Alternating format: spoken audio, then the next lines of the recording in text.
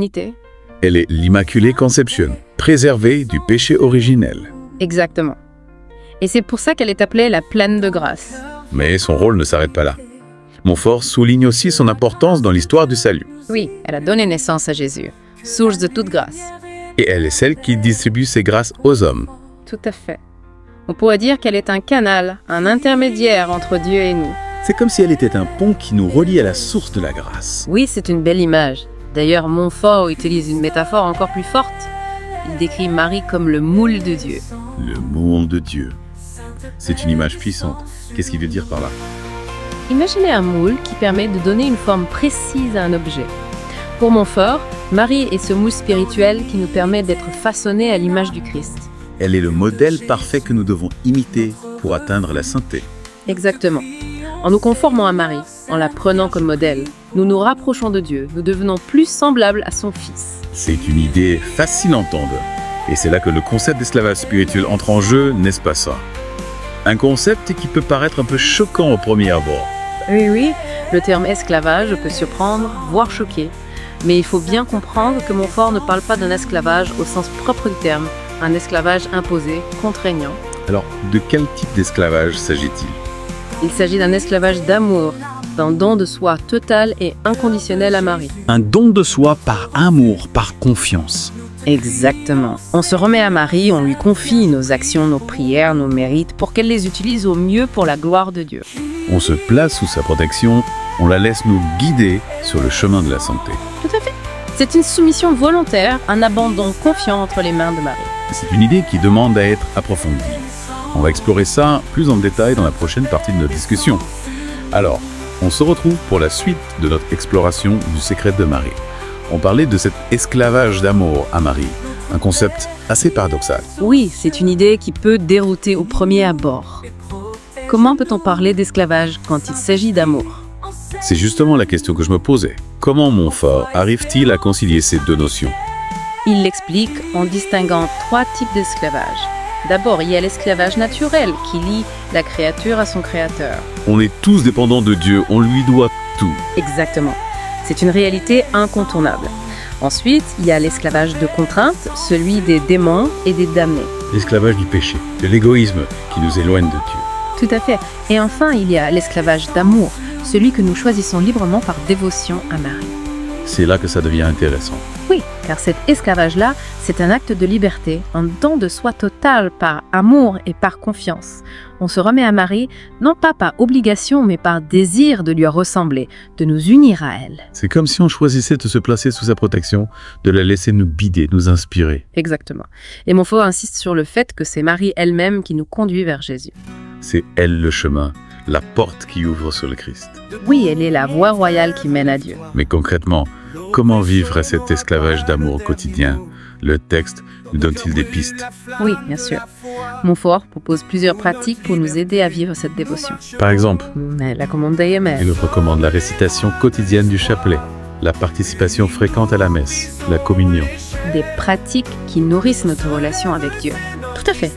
Il encourage aussi le port d'une chaîne, comme symbole de notre servitude. Une chaîne OIFI. C'est un symbole assez fort. J'avoue que ça m'interpelle. Oui, c'est une manière de se rappeler constamment notre engagement envers Marie et notre désir de nous unir à elle. Mais attention, le plus important, ce n'est pas l'aspect extérieur. Ce qui compte, c'est l'intention du cœur. Exactement. C'est le désir sincère de nous conformer à la volonté de Marie, de vivre selon son exemple. C'est un engagement intérieur qui doit se traduire ensuite par des actions concrètes. Oui, tout à fait. Et cet engagement, il faut le nourrir jour après jour. La transformation spirituelle, ça ne se fait pas du jour au lendemain. C'est un cheminement qui demande du temps, de la patience, de la persévérance. Et qui est parfois semé d'obstacles. Bien sûr. Il y a des moments de doute, de tentation, de difficulté. Des moments où on a l'impression de reculer, de perdre pied. C'est normal. Mais c'est là que la présence de Marie prend tout son sens. Elle est notre guide, notre soutien, notre avocate auprès de Dieu. On peut compter sur elle pour nous relever, nous remettre sur le bon chemin. Tout à fait. Montfort nous rappelle que son intercession est puissante, qu'elle nous obtient les grâces nécessaires pour surmonter les épreuves. C'est rassurant de savoir qu'on n'est pas seul face aux difficultés. Et c'est pour nous aider à visualiser cette relation si particulière avec Marie que Montfort utilise un langage symbolique très fort. Ah oui, il a un talent certain pour l'imagerie. Il parle de Marie comme d'un arbre de vie, d'un paradis terrestre, d'une arche de salut. Des images qui traduisent la richesse et la profondeur de la spiritualité mariale. Et qui nous aident à comprendre son rôle dans notre vie spirituelle. Exactement. En elle, on trouve la paix, la joie, la force de surmonter les obstacles. Et surtout, elle nous conduit vers le Christ, qui est source de toute vérité et de tout amour. C'est le but ultime de la dévotion mariale. Nous unir au Christ, nous conformer à lui. Mais Montfort ne s'arrête pas là. Il va plus loin en affirmant que Marie a un rôle crucial à jouer dans l'histoire du monde, pas seulement dans la vie des individus. Oui, il évoque l'idée que Dieu pourrait se servir de Marie, et plus particulièrement de ses dévots, pour préparer le monde à la venue glorieuse du Christ. C'est une vision eschatologique, une vision de la fin des temps qui donne une toute autre dimension à la dévotion mariale. Tout à fait. Et ça nous invite à réfléchir à la dimension collective de notre foi. Notre engagement personnel envers Marie, il a des conséquences pour le monde entier. On devient des instruments de Dieu, des artisans de son royaume en quelque sorte. C'est une belle façon de le dire. Montfort nous appelle à être des apôtres de Marie, à diffuser sa dévotion autour de nous. Pour qu'elle puisse accomplir son œuvre de salut dans le monde. C'est un appel à l'action, à témoigner par notre vie transformée par la grâce de Marie. Exactement. On ne peut pas garder ce secret pour nous tout seuls. Il faut le partager, le faire rayonner. Et c'est en vivant pleinement cette dévotion, en permettant à Marie de régner dans nos cœurs, que nous contribuons à l'avènement de son règne dans le monde. C'est une perspective qui donne un sens nouveau à notre vie chrétienne, une mission à accomplir. On a beaucoup parlé des aspects théoriques et pratiques de la dévotion à Marie, mais il reste une dimension essentielle à aborder, la dimension mystique du texte. Ah oui, Montfort utilise un langage tellement riche, tellement imagé. Il nous emmène dans un univers symbolique fascinant. On va explorer ça plus en détail dans la prochaine partie de notre discussion. Alors, on termine notre exploration du secret de Marie. On a déjà beaucoup parlé de la dévotion à Marie, mais on n'a pas encore vraiment abordé la dimension mystique du texte. Ah oui, c'est vrai. Montfort utilise un langage très imagé, très symbolique, pour parler de Marie. Par exemple, il la compare à un arbre de vie. Oui, il dit que Marie est comme un arbre qui porte des fruits de sainteté. Et que ses fruits, c'est Jésus-Christ lui-même. Exactement. C'est une belle image pour montrer que Marie nous conduit vers Jésus. Elle nous nourrit, nous fait grandir en sainteté. Oui, elle est comme un jardinier qui prend soin de notre âme. Et qui nous aide à porter du fruit pour Dieu. Tout à fait. Montfort utilise aussi l'image du paradis terrestre pour parler de Marie. Ah oui, c'est une image forte.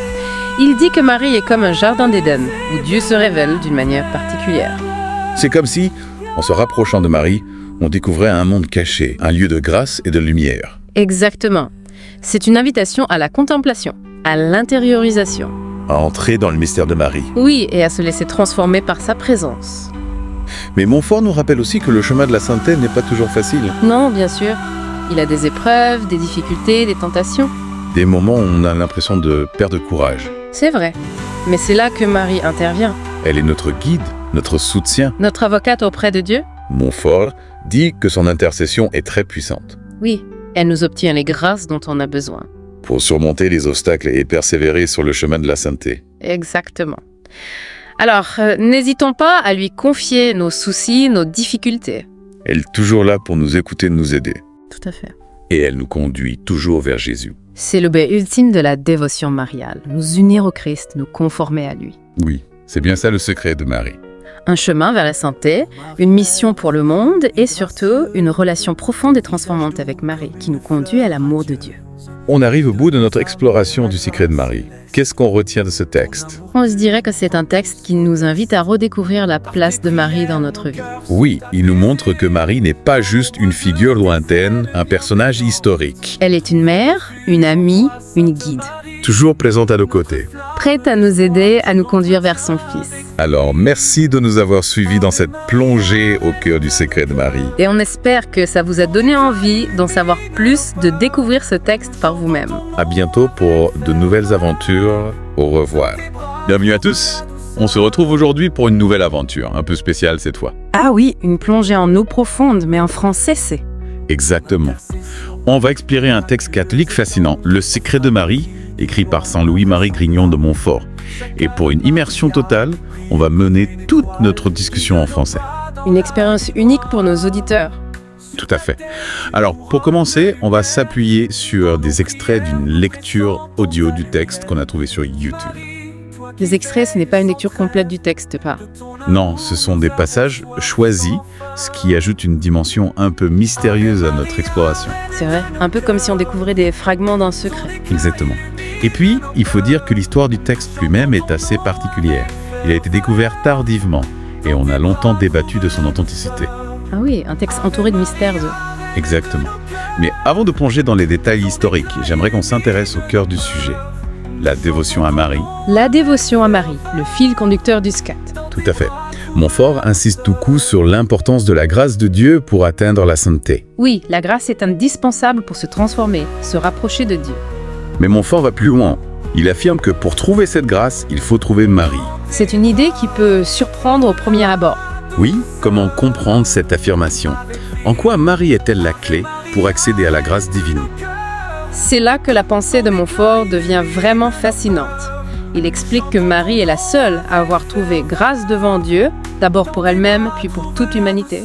Elle est l'Immaculée Conception, préservée du péché originel. Exactement. Et c'est pour ça qu'elle est appelée la pleine de grâce. Mais son rôle ne s'arrête pas là. Montfort souligne aussi son importance dans l'histoire du salut. Oui, elle a donné naissance à Jésus, source de toute grâce. Et elle est celle qui distribue ses grâces aux hommes. Tout à fait. On pourrait dire qu'elle est un canal, un intermédiaire entre Dieu et nous. C'est comme si elle était un pont qui nous relie à la source de la grâce. Oui, c'est une belle image. D'ailleurs, Montfort utilise une métaphore encore plus forte. Il décrit Marie comme le moule de Dieu. Le moule de Dieu. C'est une image puissante. Qu'est-ce qu'il veut dire par là? Imaginez un moule qui permet de donner une forme précise à un objet. Pour Montfort, Marie est ce moule spirituel qui nous permet d'être façonnés à l'image du Christ. Elle est le modèle parfait que nous devons imiter pour atteindre la sainteté. Exactement. En nous conformant à Marie, en la prenant comme modèle, nous nous rapprochons de Dieu, nous devenons plus semblables à son Fils. C'est une idée fascinante, et c'est là que le concept d'esclavage spirituel entre en jeu, n'est-ce pas ça? Un concept qui peut paraître un peu choquant au premier abord. Oui, le terme esclavage peut surprendre, voire choquer. Mais il faut bien comprendre que Montfort ne parle pas d'un esclavage au sens propre du terme, un esclavage imposé, contraignant. Alors, de quel type d'esclavage s'agit-il? Il s'agit d'un esclavage d'amour, d'un don de soi total et inconditionnel à Marie. Un don de soi par amour, par confiance. Exactement. On se remet à Marie, on lui confie nos actions, nos prières, nos mérites, pour qu'elle les utilise au mieux pour la gloire de Dieu. On se place sous sa protection, on la laisse nous guider sur le chemin de la sainteté. Tout à fait. C'est une soumission volontaire, un abandon confiant entre les mains de Marie. C'est une idée qui demande à être approfondie. On va explorer ça plus en détail dans la prochaine partie de notre discussion. Alors, on se retrouve pour la suite de notre exploration du secret de Marie. On parlait de cet esclavage d'amour à Marie, un concept assez paradoxal. Oui, c'est une idée qui peut dérouter au premier abord. Comment peut-on parler d'esclavage quand il s'agit d'amour? C'est justement la question que je me posais. Comment Montfort arrive-t-il à concilier ces deux notions? Il l'explique en distinguant 3 types d'esclavage. D'abord, il y a l'esclavage naturel qui lie la créature à son créateur. On est tous dépendants de Dieu, on lui doit tout. Exactement. C'est une réalité incontournable. Ensuite, il y a l'esclavage de contrainte, celui des démons et des damnés. L'esclavage du péché, de l'égoïsme qui nous éloigne de Dieu. Tout à fait. Et enfin, il y a l'esclavage d'amour, celui que nous choisissons librement par dévotion à Marie. C'est là que ça devient intéressant. Oui, car cet esclavage-là, c'est un acte de liberté, un don de soi total par amour et par confiance. On se remet à Marie, non pas par obligation, mais par désir de lui ressembler, de nous unir à elle. C'est comme si on choisissait de se placer sous sa protection, de la laisser nous guider, nous inspirer. Exactement. Et Montfort insiste sur le fait que c'est Marie elle-même qui nous conduit vers Jésus. C'est elle le chemin, la porte qui ouvre sur le Christ. Oui, elle est la voie royale qui mène à Dieu. Mais concrètement, comment vivre cet esclavage d'amour au quotidien? Le texte nous donne-t-il des pistes? Oui, bien sûr. Montfort propose plusieurs pratiques pour nous aider à vivre cette dévotion. Par exemple, La commande d'Ayemel. il recommande la récitation quotidienne du chapelet, la participation fréquente à la messe, la communion. Des pratiques qui nourrissent notre relation avec Dieu. Tout à fait. Il encourage aussi le port d'une chaîne, comme symbole de notre servitude. Une chaîne OIFI. C'est un symbole assez fort. J'avoue que ça m'interpelle. Oui, c'est une manière de se rappeler constamment notre engagement envers Marie et notre désir de nous unir à elle. Mais attention, le plus important, ce n'est pas l'aspect extérieur. Ce qui compte, c'est l'intention du cœur. Exactement. C'est le désir sincère de nous conformer à la volonté de Marie, de vivre selon son exemple. C'est un engagement intérieur qui doit se traduire ensuite par des actions concrètes. Oui, tout à fait.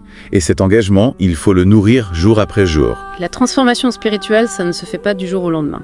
C'est un cheminement qui demande du temps, de la patience, de la persévérance. Ici est parfois semé d'obstacles. Bien sûr, il y a des moments de doute, de tentation, de difficulté. Des moments où on a l'impression de reculer, de perdre pied. C'est normal. Mais c'est là que la présence de Marie prend tout son sens. Elle est notre guide, notre soutien, notre avocate auprès de Dieu. On peut compter sur elle pour nous relever, nous remettre sur le bon chemin. Tout à fait. Montfort nous rappelle que son intercession est puissante, qu'elle nous obtient les grâces nécessaires pour surmonter les épreuves. C'est rassurant de savoir qu'on n'est pas seul face aux difficultés. Et c'est pour nous aider à visualiser cette relation si particulière avec Marie que Montfort utilise un langage symbolique très fort. Ah oui, il a un talent certain pour l'imagerie. Hein. Il parle de Marie comme d'un arbre de vie, d'un paradis terrestre, d'une arche de salut. Des images qui traduisent la richesse et la profondeur de la spiritualité mariale. Et qui nous aident à comprendre son rôle dans notre vie spirituelle. Exactement. En elle, on trouve la paix, la joie, la force de surmonter les obstacles. Et surtout, elle nous conduit vers le Christ, qui est source de toute vérité et de tout amour. C'est le but ultime de la dévotion mariale. Nous unir au Christ, nous conformer à lui. Mais Montfort ne s'arrête pas là. Il va plus loin en affirmant que Marie a un rôle crucial à jouer dans l'histoire du monde, pas seulement dans la vie des individus. Oui, il évoque l'idée que Dieu pourrait se servir de Marie, et plus particulièrement de ses dévots, pour préparer le monde à la venue glorieuse du Christ. C'est une vision eschatologique, une vision de la fin des temps qui donne une toute autre dimension à la dévotion mariale. Tout à fait. Et ça nous invite à réfléchir à la dimension collective de notre foi. Notre engagement personnel envers Marie, il a des conséquences pour le monde entier. On devient des instruments de Dieu, des artisans de son royaume en quelque sorte. C'est une belle façon de le dire. Montfort nous appelle à être des apôtres de Marie, à diffuser sa dévotion autour de nous. Pour qu'elle puisse accomplir son œuvre de salut dans le monde. C'est un appel à l'action, à témoigner par notre vie transformée par la grâce de Marie. Exactement. On ne peut pas garder ce secret pour nous tout seuls. Il faut le partager, le faire rayonner. Et c'est en vivant pleinement cette dévotion, en permettant à Marie de régner dans nos cœurs, que nous contribuons à l'avènement de son règne dans le monde. C'est une perspective qui donne un sens nouveau à notre vie chrétienne, une mission à accomplir. On a beaucoup parlé des aspects théoriques et pratiques de la dévotion à Marie, mais il reste une dimension essentielle à aborder, la dimension mystique du texte. Ah oui, Montfort utilise un langage tellement riche, tellement imagé. Il nous emmène dans un univers symbolique fascinant. On va explorer ça plus en détail dans la prochaine partie de notre discussion. Alors, on termine notre exploration du secret de Marie. On a déjà beaucoup parlé de la dévotion à Marie, mais on n'a pas encore vraiment abordé la dimension mystique du texte. Ah oui, c'est vrai. Montfort utilise un langage très imagé, très symbolique, pour parler de Marie. Par exemple, il la compare à un arbre de vie. Oui, il dit que Marie est comme un arbre qui porte des fruits de sainteté.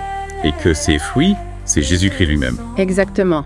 C'est une belle image pour montrer que Marie nous conduit vers Jésus. Elle nous nourrit, nous fait grandir en sainteté. Oui, elle est comme un jardinier qui prend soin de notre âme. Et qui nous aide à porter du fruit pour Dieu. Tout à fait. Montfort utilise aussi l'image du paradis terrestre pour parler de Marie. Ah oui, c'est une image forte. Il dit que Marie est comme un jardin d'Éden, où Dieu se révèle d'une manière particulière. C'est comme si, en se rapprochant de Marie, on découvrait un monde caché, un lieu de grâce et de lumière. Exactement. C'est une invitation à la contemplation, à l'intériorisation. À entrer dans le mystère de Marie. Oui, et à se laisser transformer par sa présence. Mais Montfort nous rappelle aussi que le chemin de la sainteté n'est pas toujours facile. Non, bien sûr. Il a des épreuves, des difficultés, des tentations. Des moments où on a l'impression de perdre courage. C'est vrai. Mais c'est là que Marie intervient. Elle est notre guide, notre soutien. Notre avocate auprès de Dieu. Montfort dit que son intercession est très puissante. Oui, elle nous obtient les grâces dont on a besoin. Pour surmonter les obstacles et persévérer sur le chemin de la sainteté. Exactement. Alors, n'hésitons pas à lui confier nos soucis, nos difficultés. Elle est toujours là pour nous écouter, nous aider. Tout à fait. Et elle nous conduit toujours vers Jésus. C'est le but ultime de la dévotion mariale, nous unir au Christ, nous conformer à lui. Oui. C'est bien ça le secret de Marie.